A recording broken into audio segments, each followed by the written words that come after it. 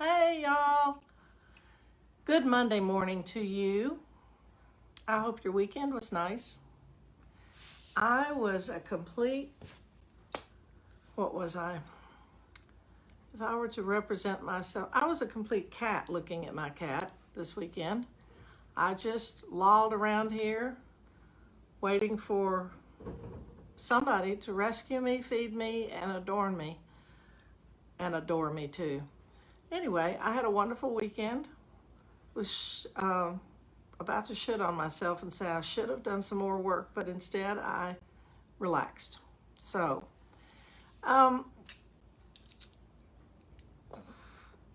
topic today is probably not a very fun one, but oh my word, this Facebook is getting even, it says, "Hi Hilda." It says, "Hilda Nance is watching. Bring them on camera." I wonder what that means. If I were to hit that, Hilda, would you be on camera? Ooh, Wendy's watching. Bring them on camera. I'm tempted to hit that, but maybe I better not. Okay, let me stick to what I was going to talk about. I want to talk about how do you force something to fit. This Thursday, Women Who Rise, the book that 29 other authors and I are in, will be available on Amazon. And in it, we all talk about coming up against a challenge and what did we do to overcome it. So before we get to the overcoming stage, I want you to take a look at a challenge that faced you and what did you use to try to force it to fit or fix it. Make sure that,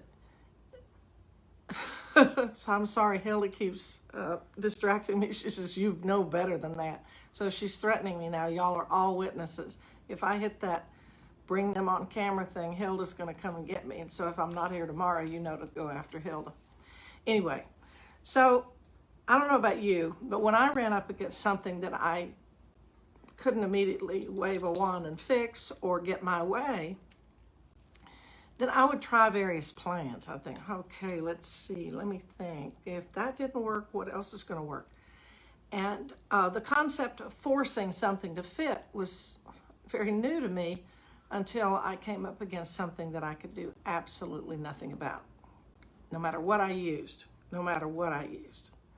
So I've thought about a list. Do you pitch a hissy fit? And did that work? Did you throw money at it? And did that work? Did you threaten and bully? And did that work? Did you take away your love? And did that work? Let me think of some others. Give somebody the silent treatment. And did that work? Did you go do some more investigation, get more information? And did that work? What are some of the things that you did? What are some of your famous manipulations or plans? This one will work. The first 437 did not, but this one will definitely work.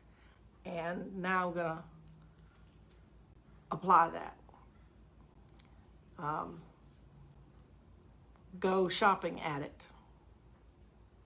Drink less, drink more. Your marriage isn't working, so you say, okay, let's have a baby. That's good, bring the baby into it. Or no, I'm not gonna have a baby. We all have a list of things we tried against something. And it wasn't until we finally discovered that nothing worked. We had to surrender. It's kind of where the world is right now with dear COVID. And people are beginning to open up. I don't know, we may be locked down for a while. Our death rate is pretty bad. So I don't know what the city's going to decide. So we're still navigating how to live during the lockdown. But you know, these are some things that do work. is first to surrender. Secondly, try not to do everything alone. It still may be an impossible task. You're not supposed to go past it, but you might need to go ask somebody else for help. And if they can't help you get through the challenge you're facing, they can maybe walk beside you and just hold space for you while you go through whatever it is you need to go through. I hate to say go through your process. I sound too much like a therapist when I say that. I like to use regular words instead of psychobabble words. I guess that's just part of the rebellion in me. But what are some of the favorite things you used that didn't work? I touched my face. I like to think that I was very convincing in my arguments. And I'm going to have to stop reading the comments because I'm being incoherent now.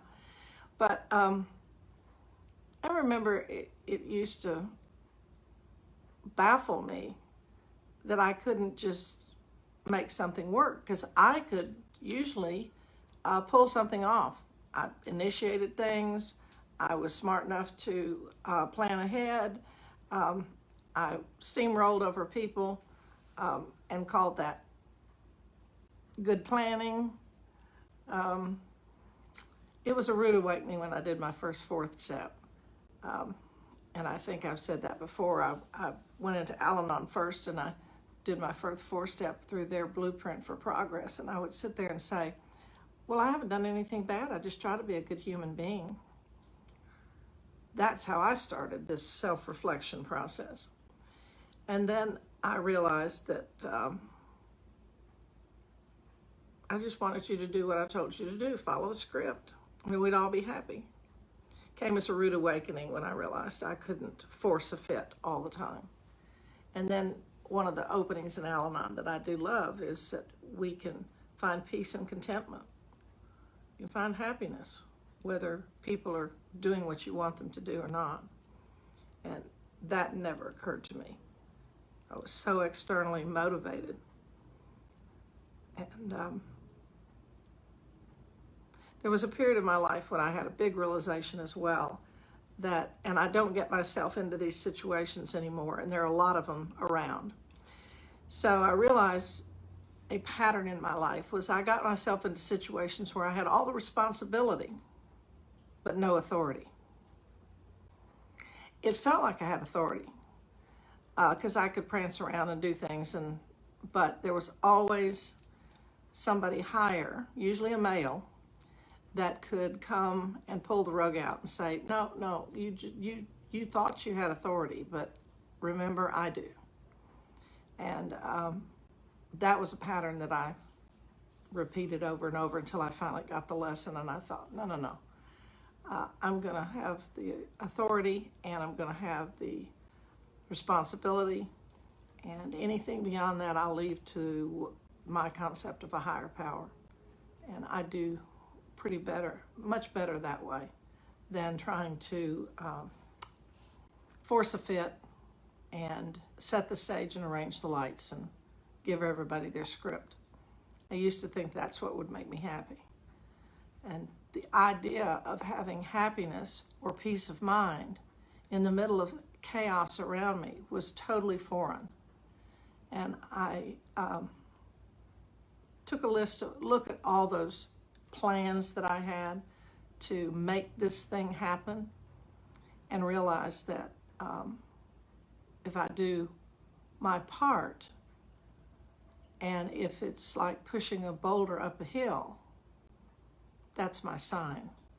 And that's when I turn whatever it is that I'm facing over to my higher power and say, do for me what I can't do for myself. And if this thing that I'm trying to force is not in everybody's highest good, then take it from me and take the feeling from me of my wanting it.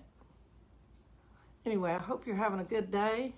It's turned beautiful in Southern California, finally. And I'm going to go outside now. Have a wonderful afternoon and evening, and I'll see you tomorrow. I love you, and there's not a damn thing you can do about it. Bye.